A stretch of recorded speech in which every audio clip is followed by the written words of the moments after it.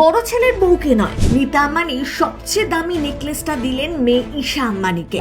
গলা ভরাট করা নেকলেস থেকে যেন আলো ঠিকরে বেরোচ্ছে। ভাইয়ের বিয়েতে সবচেয়ে বড় ছয়টা কিন্তু মারলেন ঈশা আম্বানি।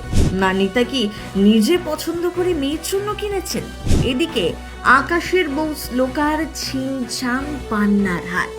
এর আগে একটি ভিডিওতে দেখা গিয়েছে মেয়ে ঈশার দিকে তার যতটা নজর, বৌমার দিকে ততটা ঘুরেও দেখেন না নীতা।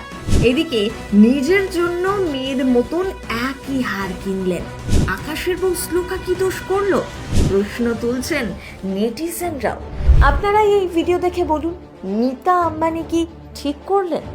ঈশা যেন রূপকথার রাজকন্যা, নজর কাড়া লেহেঙ্গা আর গয়নায় তার থেকে চোখ ফেরানো দেয়।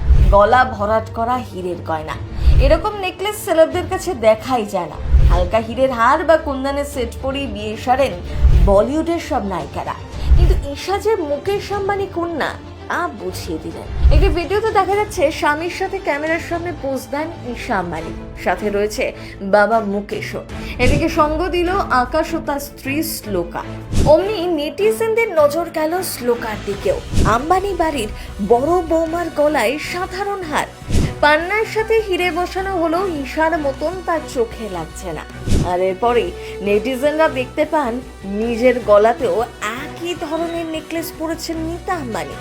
আবার সোনার মঙ্গল প্রদীপ হাতে নীতা। ব্যাস, দুয়ে দুয়ে চার করতে আর বেশিক্ষণ সময় লাগেনি। তাহলে কি ঈশার গলার নেকলেসটা নীতা আম্বানি গিফট করলেন? কিন্তু বড় বৌমা কেন বাদ পড়লো? এই প্রশ্নও কিন্তু উঠছে। তবে আদৌ সেই হারটি নীতা আম্বানির দেওয়া কিনা সেই বিষয়ে এখনো নিশ্চিত জানা যায়নি। বিয়ের থিমের সঙ্গে মিলিয়ে গোলাপি পোশাকে সাজলো আম্বানি পরিবার।